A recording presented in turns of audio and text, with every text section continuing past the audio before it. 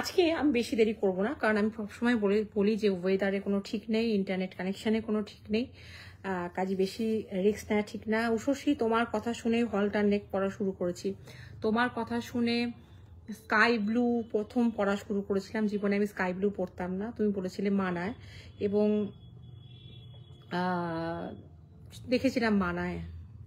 হলটার নেকটাও তোমার অ্যাপ্রিসিয়েশন পাঠানোর মানে পড়া অ্যাপ্রিসিয়েশনের পরই আমি পড়া শুরু করলাম।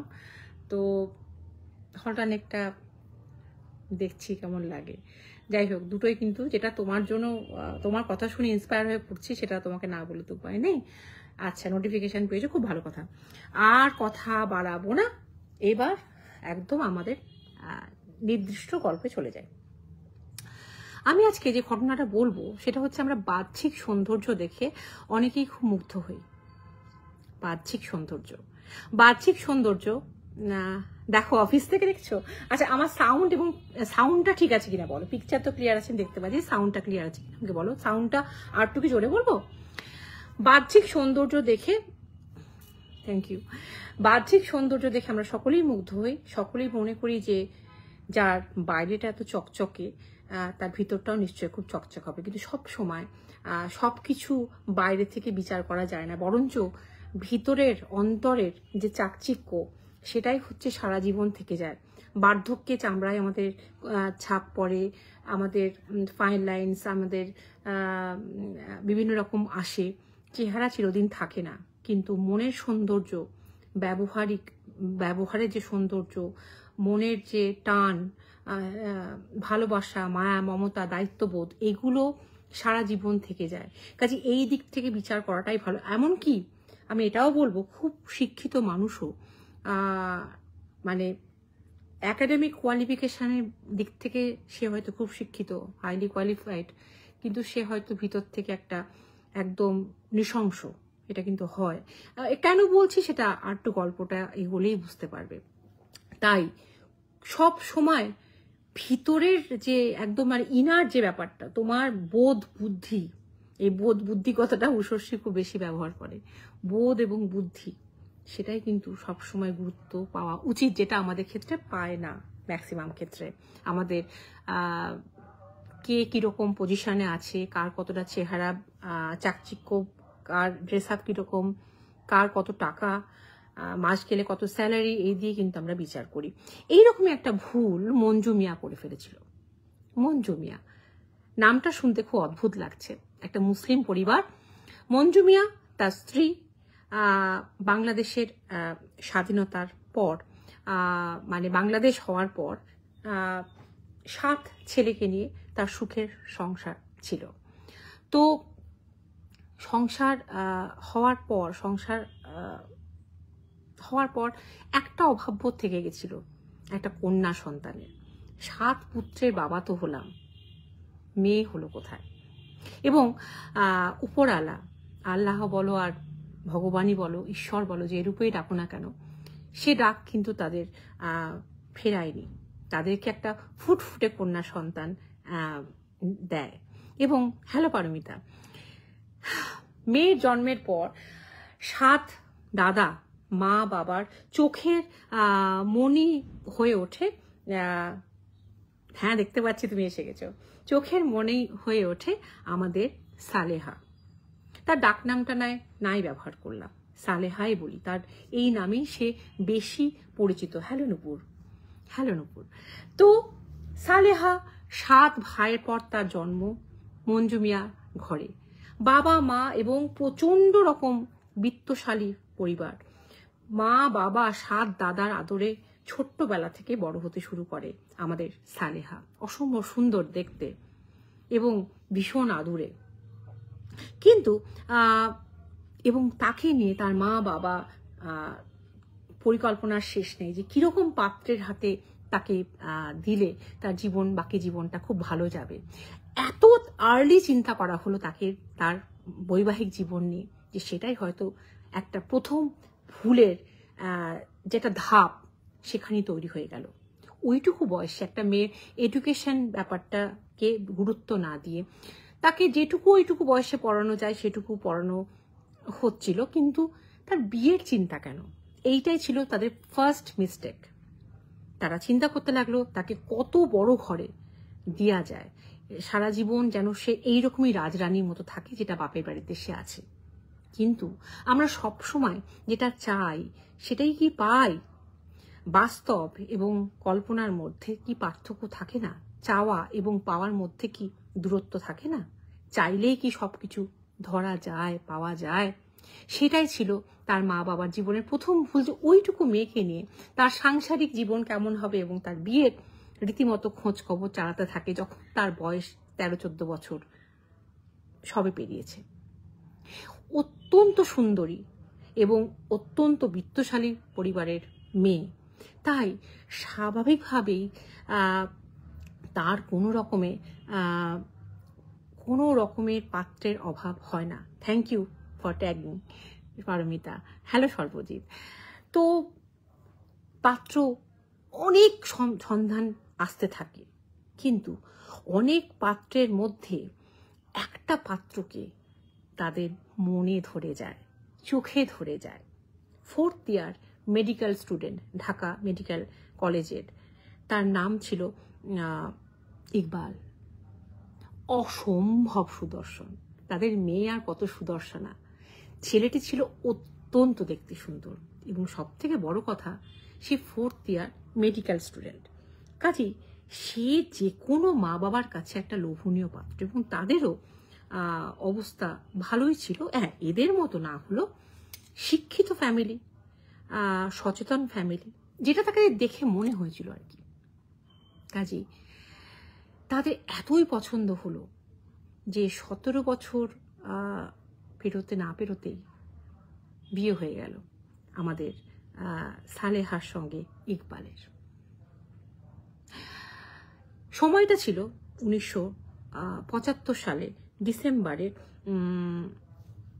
তারিখটাও বলে দিচ্ছি, তারিখটা ছিল 7ই ডিসেম্বর, 7th ডিসেম্বর 1975 সাল। বুঝতে পারছো কত বছর আগেকার ঘটনা।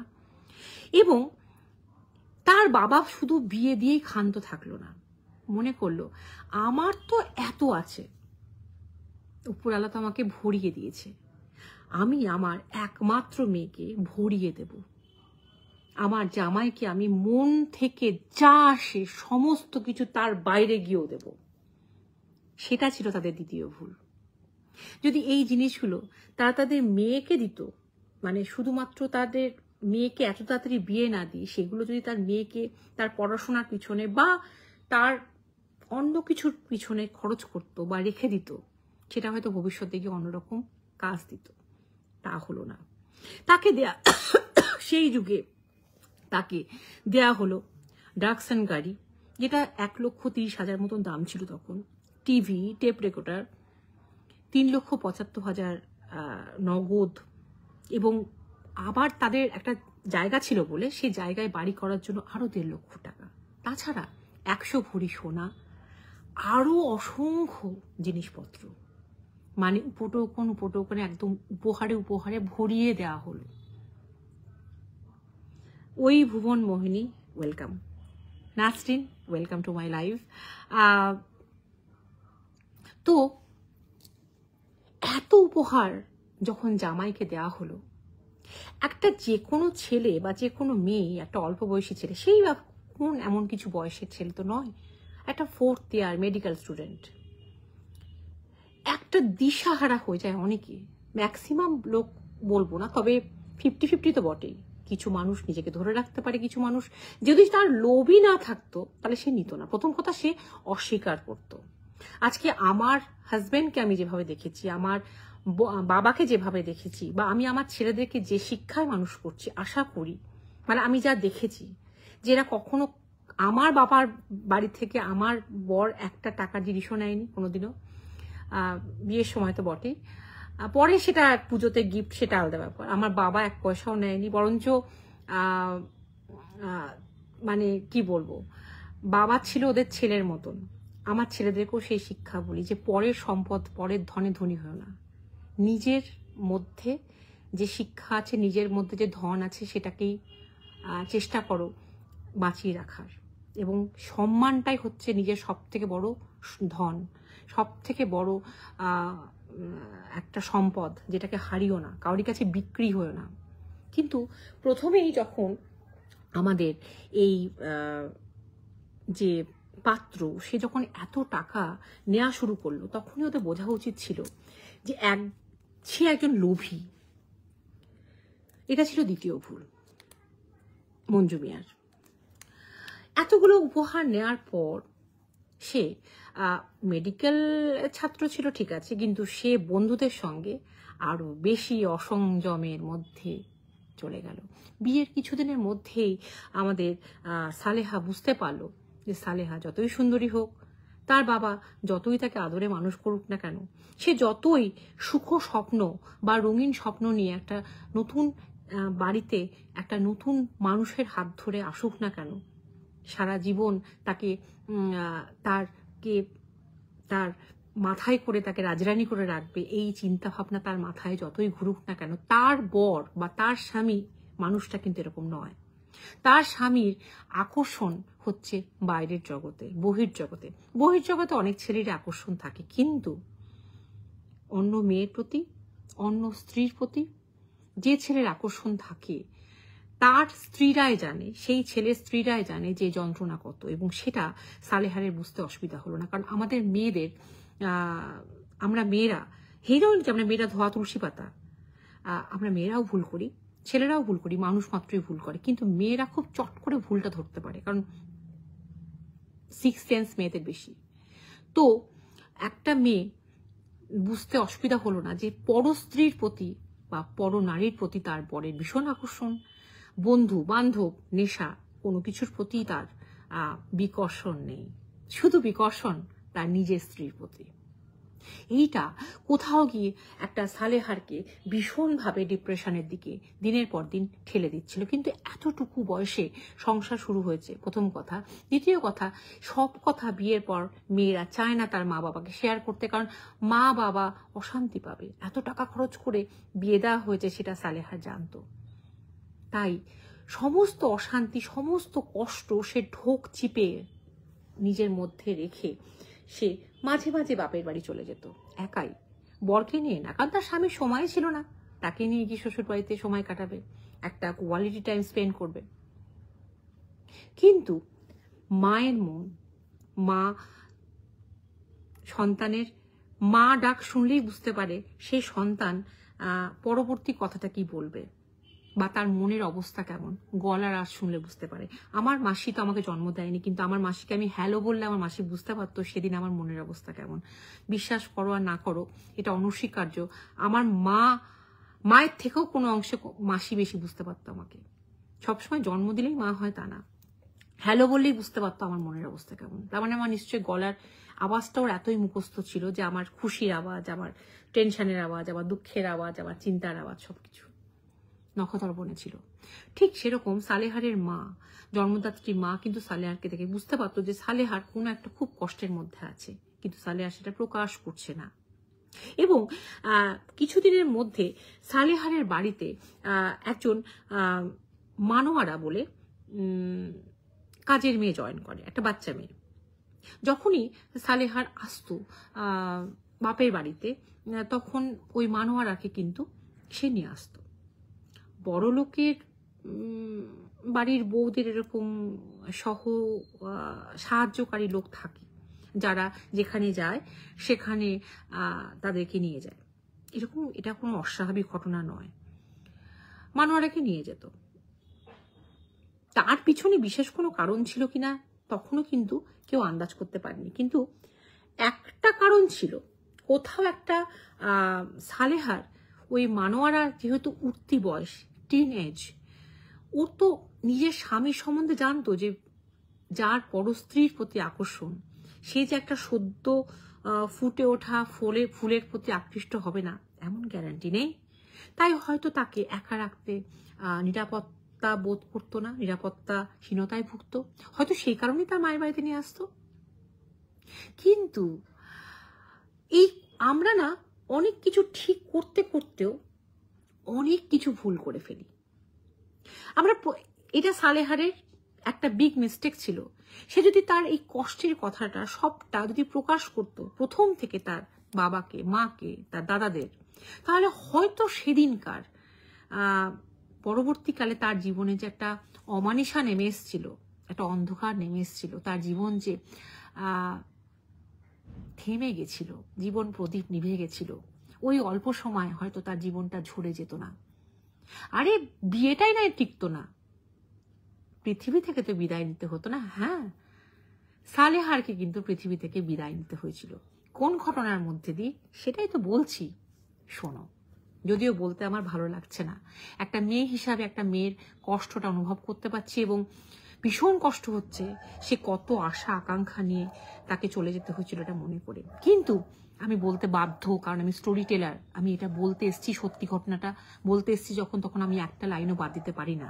যতটুকু আমার মনে আছে, মস্তিষ্কে রেখেছি, যতটুকু আমি নোট ডাউন করেছি, আমি চেষ্টা করব তোমাদের সামনে এমন করে উপস্থাপনা করা যেন তোমরা সেটাকে দেখতে পারো, ভিজুয়ালাইজ করতে পারো, এবং ভবিষ্যতে যারা অল্প বয়সী বা যারা, তারা এগুলো শুনলে যদি ইন্সপায়ার হয়ে, দেখো সমস্যা তখনও ছিল, এখনো আছে, ভবিষ্যতেও থাকবে, কিন্তু শেয়ারিংটা খুব প্রবলেম, শেয়ারিংটা খুব প্রয়োজন।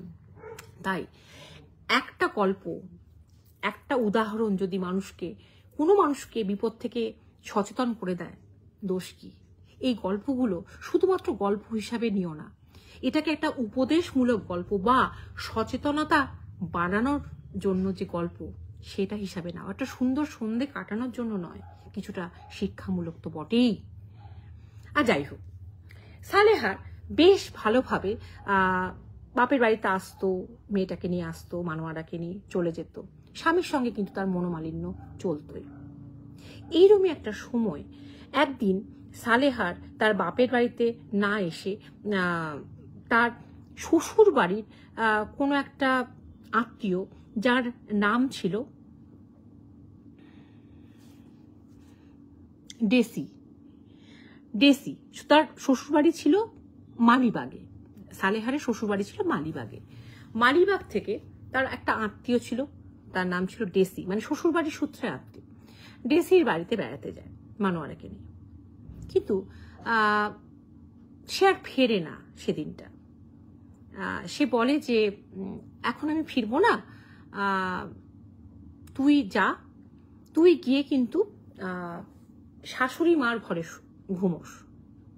কারণ ওই মেয়েটি মানোয়ারা প্রায় ওদের একটা ডাইনিং স্পেসে ও ঘুমতো, কিন্তু সেখানে যে মানোয়ারার নিরাপত্তার অভাব হবে সেটা সালেহার কিন্তু টের পেয়েছিল। কারণ ইকবালের স্বভাব চরিত্র সম্বন্ধে ইতিমধ্যেই মানোয়ারা বুঝতে পেরেছিল যে তার স্বামীটি মোটেই সুবিধার লোক নয়, কিন্তু কতটা অসুবিধার লোক সেটা তখনও সে টের পায়নি।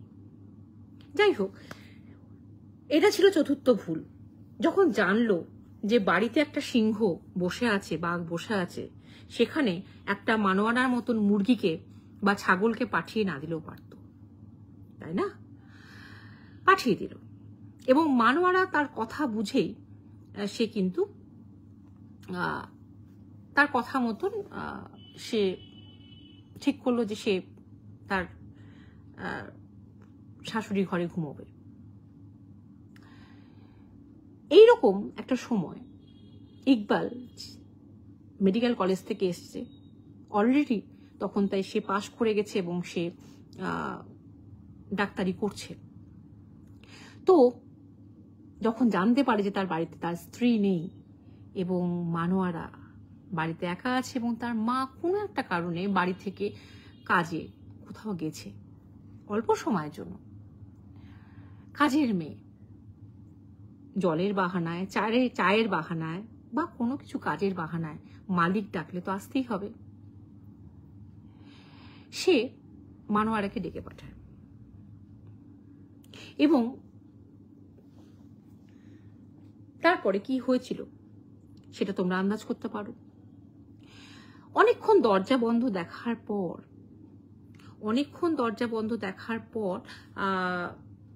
ইকবালের মা যখন বাড়ি ফেরে তখন দেখে যে তার ছেলে দরজাটা বহুক্ষণ ধরে বন্ধ আছে, এবং দরজাটা নক করার পর ইকবাল দরজাটা যখন অল্প খুলে দেখে, তার মা বলে কি হয়েছে, বলে দরজাটা বন্ধ করে বসে আছিস কেন, বলে আমার কাজ আছে, এবং আবার দরজাটাকে বন্ধ করে দেয়। ঘরে কিন্তু মানোয়ারা আছে। মানোয়ারাকে নিশ্চয়ই সে ফুল চন্দন দিয়ে পুজো করছিল না। একটা অ্যাডাল্ট ছেলে এবং একটা সদ্য প্রস্ফুটিত মেয়ে বা একটা মেয়েদের প্রতি লোলুপ ছেলে, আমি ছেলে অ্যাডাল্ট ছেলে বলবো না, আর একটা সদ্য যৌবনে প্রবেশ করা মেয়ে যদি এক ঘরে থাকে তাহলে কি হতে পারে সেটা আমরা প্রত্যেকেই বুঝতে পারি। এবং তারপরে আবার নক করা হয় কিছুক্ষণ পর। ইকবাল মনে করে যে তার মাই হয়তো নক করছে। ও মাই গড, হ্যালো বিশালাক্ষী, এতক্ষণে দেখলাম। আমি তোমার জন্য অপেক্ষা করছিলাম যে কখন তুমি আসবে। ভালো লাগছে, থ্যাংক ইউ। তো বলা হলো যে ও তখন আবার দরজাটাকে, সে ওর মা যেমন দরজাটাকে ওর মায়ের বেলা যেমন দরজাটা অল্প খুলেছিল সেরকম অল্প খুলে ও হতচকিত, কারণ সেই নকটা ওর মা করেনি, সেই নকটা করেছিল সালেহা। আমি আমার বেডরুমে যদি নক করি আর আমার হাজবেন্ড যদি এইটুকু দরজা খুলে, আমার অধিকার থাকবে যে আমি দরজাটাকে পুশ করে ঢুকবো, কারণ আমার বেডরুম, আমাদের বেডরুম। এবং সালেহা যথারীতি বেডরুমটা ঢুকে যে দৃশ্য দেখে, সালেহা পাগল হয়ে যায় রাগে। ডেটটা ছিল 1978 সালে 18 এপ্রিল।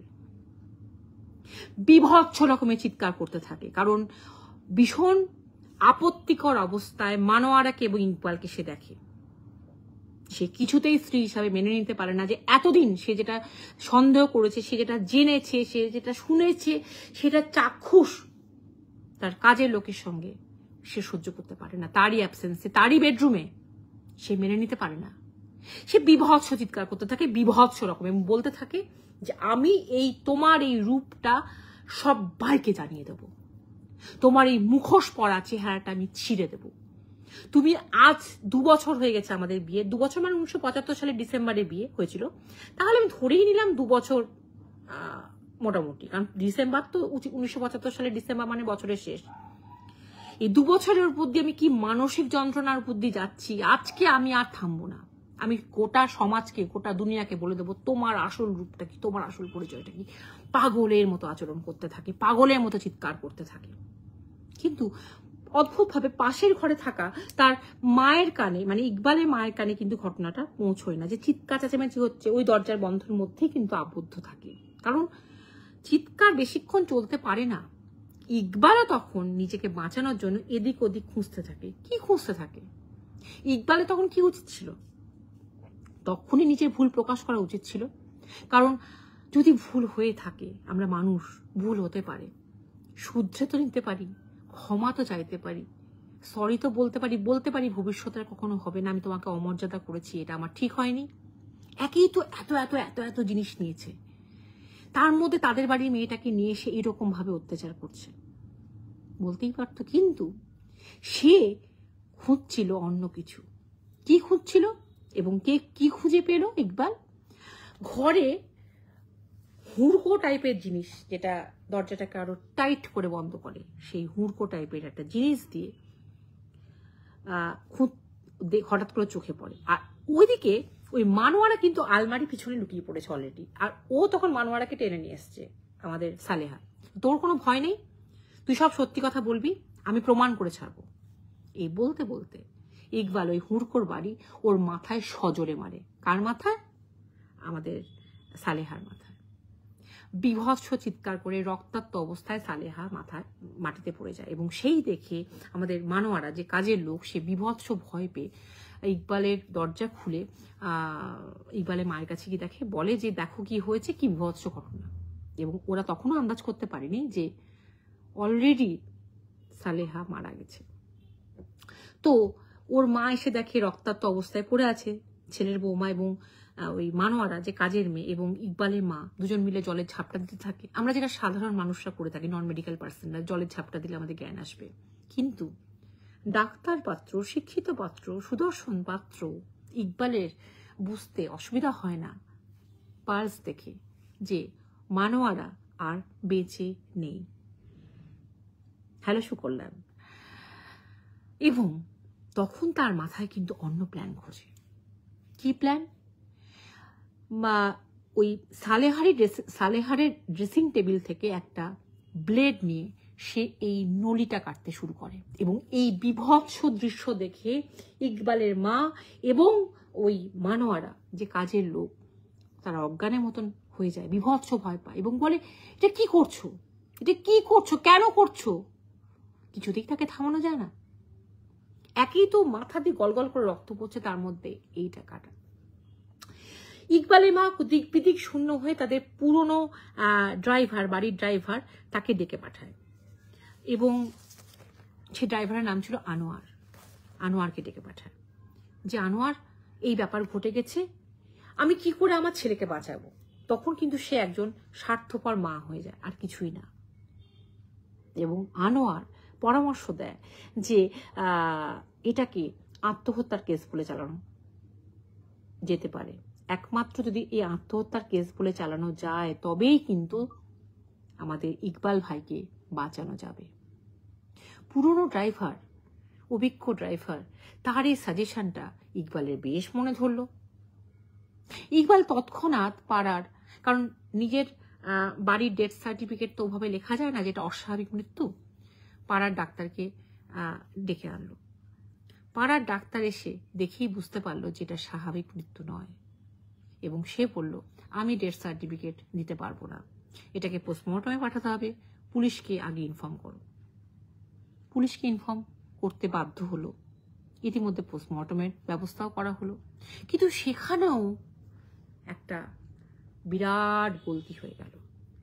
কারণ পোস্টমর্টম সাধারণত দিনের আলো ছাড়া হয় না, রাত্রিবেলায় হয় না, কিন্তু পোস্টমর্টম হলো রাত্রিবেলায় তড়িঘড়ি করে। ততক্ষণে আমাদের সালেহার বাড়িতে ফোন চলে গেছে। সালেহার ভাইকে ফোন করে বলা হয়ে গেছে যে তোমার বোন এরকম আত্মহত্যা করেছে। তারা হুড়মুড়িয়ে কাঁদতে কাঁদতে সবাই চলে এসছে। ইতিমধ্যে লাশও পোস্টমর্টম ঘরে চলে গেছে। পোস্টমর্টম যে ডাক্তার করে, পোস্টমর্টমের ডাক্তারের সঙ্গে আমাদের ইকবালের এই সুদর্শন ডাক্তারের খুব ভালো সম্পর্ক ছিল, কারণ ঢাকা মেডিকেল কলেজের এই পোস্টমর্টমের ডাক্তার ছিল প্রফেসর। ইকবালের সঙ্গে দীর্ঘদিনের সম্পর্ক, তাই রিপোর্টটা ইকবালের ফেভারেই যায়, রিপোর্টটা ইকবালের হাতেই যায়। রাত্রিবেলায় পোস্টমর্টম করার নিয়ম নয়, অথচ রাত্রিবেলায় পোস্টমর্টম হয় প্রায় ল্যাম্পের আলোয়, যেটা একদমই ইলিগাল। তারপর দিন সকালবেলায় একদম স্নান টান করে ইকবাল রেডি, কারণ সমস্ত কিছু সলভ হয়ে গেছে, আর কিচ্ছু ভয় নেই। এইবার দাফন করার পালা, অর্থাৎ কবর দেওয়ার পালা। কবরে সময় প্রচুর ভিড় হয়। এরকম একটা অদ্ভুত ঘটনা, একটা জলজান্ত মেয়ের মৃত্যু। সালেহার বাপের বাড়ির লোক, এদের লোক, পাড়া প্রতিবেশী সবাই আসে, সবাই দুঃখ করে। কিন্তু যখন সালেহারের বাবা ইকবালকে জড়িয়ে ধরে হাও হাও করে কেঁদে বলে, বাবা এটা কি হলো, অনেকের ভ্রু কুঁচকে যায়, অনেকের মনে মনে আলোচনা করতে থাকে ওর জন্যই তো হলো। কারণ ইকবালের, দেখো, ইকবালের এই স্বভাবের কথা যে শুধুমাত্র চার দেওয়ালের মধ্যে আবদ্ধ ছিল, বা ওদের অশান্তির কথাও যে চার দেওয়ালের মধ্যে আবদ্ধ ছিল, এটা ভাবার কিন্তু কোনো কারণ নেই। এটা অনেকেই জানতো, অনেকেই জানতো। তাই তারা কিন্তু অসন্তুষ্ট হয়। দাফন কার্য কমপ্লিট, ইকবালও নিশ্চিন্ত যে একটা জলজান্ত মানুষকে খুন করে সে কি সুন্দর বেঁচে গেল। কিন্তু একটা কথা আছে বাংলায়, পাপ বাপকেও ছাড়ে না। উপরালা বলে একটা কথা আছে, উপরালার বিচার বলে একটা কথা আছে। তাই কবর দেওয়ার পর যখন ঠান্ডা মাথায় যখন বাড়িতে কান্নাকাটি হচ্ছে, সালেহাতে বাড়িতে একমাত্র মেয়ে, আদরের মেয়ে, তাকে হারিয়ে যখন তার দাদারা, তার বাবা, সবাই যখন, বিভৎস ব্যাপার। হ্যাঁ, সব ব্যবস্থা করে রেখেছিল নিজেকে বাঁচানোর জন্য, কারণ ও তো মেডিকেল কলেজের ডাক্তার, এবং সেই মেডিকেল কলেজের যে পোস্টমর্টম করছে সেই প্রফেসর, ওদের সমস্ত লিঙ্ক করার, ও একদম মানে সেই সব ওই ক্রিমিনাল মাইন্ডেড যারা হয় না, তাদের এইসব ব্রেন আগে চলে। পড়াশোনায় ভালো হতে পারে, আমি যেটা প্রথমেই শুরু করেছিলাম, শুরুটা তুমি ছিলে না, যে চেহারা, এমনকি একাডেমিক কোয়ালিফিকেশনের মানুষকে কিন্তু ওইটা দেয় না যে সে খুব মানুষ হিসাবে ভালো। একটা মানুষ হিসাবে বড় হওয়া, মানুষ হিসাবে মহৎ হওয়া, বড় হওয়ার মধ্যে অনেক পার্থক্য আছে। পড়াশোনায় ভালো হওয়া মানে সে মানুষ হিসাবে বড়, এটা মানে করে না। দেখতে সুন্দর মানে সে ভিতরের মানুষটাও দেখতে সুন্দর না, ডাজন্ট মিন। তো যেটা বলছিলাম, ওরা যখন ঠান্ডা মাথায় আলোচনা করতে শুরু করে তখন আস্তে আস্তে ওদের কাছে অনেকগুলো জট খুলতে থাকে এবং ওর বাবা, ভাই, মা কান্না থামিয়ে অনেক কিছু অসঙ্গতি ওদের মধ্যে বুঝতে পারে এবং বুঝতে পারে যে না, ওরা যেটা ভাবছে সেটা নয়, এই জিনিসটা এতটা ইজি নয়। ওরা তখন মানে অস্থায়ী রাষ্ট্রপতির সঙ্গে, আবার এই আমাদের সালেহারের বাবার সম্পর্ক খুব ভালো ছিল, তখন যে অস্থায়ী রাষ্ট্রপতি ছিল তার কাছে অ্যাপিল করে। দুদিনের মধ্যে সেই কবর থেকে আবার দেহটাকে তোলা হয়। কার দেহ? সালেহারের দেহ। দুদিনের মধ্যে যেটুকু নষ্ট হওয়া সেটুকু নষ্ট হয়েছে, যেটুকু ডিস্ট্রয় হওয়া। কিন্তু যে এবার তাকে অন্য মেডিকেল কলেজে পাঠানো হয় পোস্টমর্টমের জন্য, অন্য ডাক্তার। সে ডাক্তার প্রথমেই দেখে বলে এটা তো একদম সোজা সাপটা খুনের কেস, এরকম সিম্পল রিপোর্ট এলো কি করে? প্রথম কথা, 3টে অসঙ্গতি ছিল। একটা হচ্ছে তার মাথার খুলি ভেঙে গেছিল আঘাতে, তার কোনো উল্লেখই ছিল না আগের পোস্টমর্টম রিপোর্টে। দ্বিতীয়ত, পোস্টমর্টম করতে গেলে পেট কাটতে হয়, পেট কাটা হয়নি। তৃতীয়ত, যেটা মোস্ট ভ্যালুয়েবল, মোস্ট ইম্পর্টেন্ট, যেটা সব থেকে, যেটা কেসের মোড় ঘুরিয়ে দিয়েছিল, যে একটা মানুষ কখনো ব্লেড দিয়ে নিজের গলার নলি কেটে আত্মহত্যা করতে পারে না, পারে না। আর একটা কথা যেটা সবার মাথার বাইরে চলে গেছিল, যে যে এই ব্লেড দিয়ে সালেহারের গলাটা কেটেছিল সে ছিল লেফট হ্যান্ডেড, এটা শিওর। কারণ ওই রেখাটা ব্যাকা ব্যাকা একটু হয়েছিল, সেটা তো হবেই, কারণ তার মধ্যে একটা কনফিউশন কাজ করবে। কিন্তু এইভাবে টানতে গেলে আমাদের প্রথম দিকের দাগটা একটু সরু হবে, আস্তে আস্তে আস্তে আস্তে আমাদের লাস্টের দাগটা আমাদের চওড়া হবে। প্রথম থেকে কিন্তু ডিপ হবে না। এইখান থেকে কাটলে আমাদের এইখান থেকে এই, ডান হাতে কাটলে, আর বাঁ হাতে কাটলে আমরা এইখান থেকে এই। তাহলে যে দিকটা আমার শেষ হচ্ছে বা যে দিক থেকে শুরু হচ্ছে, ওইটার কোনটা পয়েন্টটা প্রমিনেন্ট আর কোনটার পয়েন্টটা একটু স্লিক, সেটা দেখলেই বোঝা যায় যে সে কোন হাতে কাজটা করেছে। এবং এটা যে লেফট হ্যান্ডেড লোকের কাজ সেটাও বুঝতে কোনো অসুবিধা হয় না। এবং ইকবাল ছিল লেফট হ্যান্ডে, সে সমস্ত কিছু বাঁ হাতে করত। কাজী একদম ক্রিস্টাল ক্লিয়ারের মতন ক্লিয়ার হয়ে যায় যে এটা ইকবালের কাজ, সে বাঁ হাতেই কাজ করেছে, কারণ সে বাঁ হাতেই ছিল। ইকবালকে গ্রেপ্তার করা হয়, মানোয়ারাকে গ্রেপ্তার করা হয়, তার শাশুড়িকে গ্রেপ্তার করা হয়, ড্রাইভারকে গ্রেপ্তার করা হয়, তো হোল ফ্যামিলিকে গ্রেপ্তার করা হয়।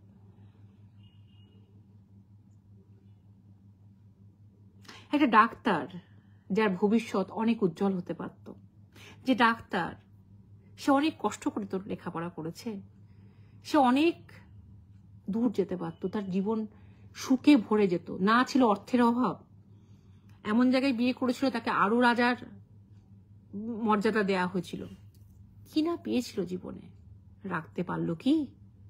পারলো না। তার দুশ্চরিত্র স্বভাব তার সর্বনাশ করে দিল, তার লেখা পড়া, ক্যারিয়ার, তার আয়েশ আরাম, জীবন সব শেষ করে দিল।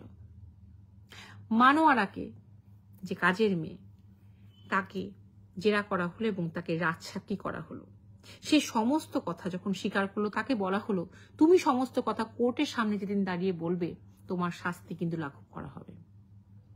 মানোয়ারা দেখলো যে আমার তো সব দিক চলে গেছে, আমি একটা কাজের মেয়ে, আমার কি দরকার এইসব কন্ট্রোভার্সিতে যাওয়ার, তাই আমি রাজসাক্ষী হয়ে যদি আমার সাজা কমতে পারে কেন নয়। যেদিন জনসমক্ষে মানোয়ারা সেই ঘটনা বিস্তারিত বিবরণ দিয়েছিল, এই নৃশংস ঘটনার, সেদিন কোর্ট চত্বর ভেঙে পড়েছিল জনজোয়ারে, মানে বিভৎস রকমের ভিড় হয়েছিল এবং সকলে শিহরিত হয়ে উঠেছিল যে সর্বস্ব দিয়েও একটা মেয়ের সুখ কেনা গেল না। সুখ তো কেনা যায় না, সুখ শান্তি এগুলো কেনা যায়? আর এই পদ্ধতিটাই তো ভুল ছিল।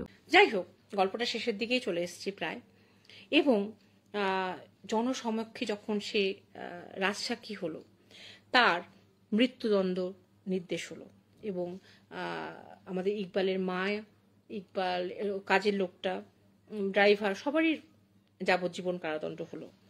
ইকবালের যখন মৃত্যুদণ্ড আদেশ হলো, সেটা ছিল 5ই আগস্ট 1978 সালে ফাঁসির ঘোষণা হয়, কারণ প্রমাণ হয়ে যায় যে ইকবালের নৃশংসতাতেই কিন্তু আমাদের সালেহার মৃত্যু হয়েছে। আমি হার্টেলস কর্তৃপক্ষকে রিকোয়েস্ট করব যে আমার লাইফটা কেটে গেছিল, প্লিজ আমার দুটো লাইফকে একটু জয়েন করে দিও যখন ইউটিউবে দেবে, বা এখানেও পাশাপাশি রেখো, যেন যারা শুনবে তারা যেন পুরো গল্পটা শুনতে পারে।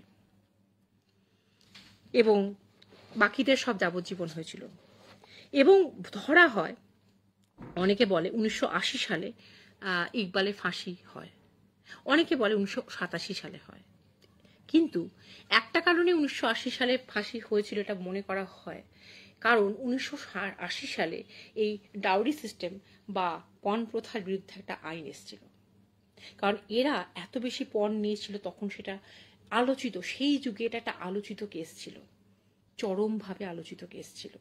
তাই সেই সময় এটাকে সেই সময় লাইট ডিস্টার্ব করছে, সেই সময় এটাকে আইন করে বন্ধ করা হয় যে বিয়েতে এভাবে পণ বা যৌতুক নেওয়া যাবে না। আমার ব্যক্তিগত মতামত যদি বলা হয়, তাহলে আমি বলবো সালেহার বাঁচতে পারত। এতগুলো ভুল তো সালেহারের বাবার বললাম, সালেহারের বরের বললাম, সালেহারের বললাম, সালেহার প্রকাশ করেনি সমস্ত কষ্ট, শেয়ারিং করলে হয়তো সে বেঁচে যেতে পারত। কিন্তু লাস্ট ভুলটা কোথায় করেছিল জানো? যখন দেখলো মানোয়ারাকে ও একটা মানে একটা আপত্তিকর অবস্থায়, তখন যদি সেই মুহূর্তে নিজেকে একটু কন্ট্রোল করে, হ্যাঁ আমি এখন যে অবস্থায় বলছি সেটা হয়তো কন্ট্রোল করে বলা যেত, এটা বলাটা সহজ, কিন্তু যে যে পরিস্থিতিতে থাকে তার পক্ষে সেটা করাটা অনেক কঠিন।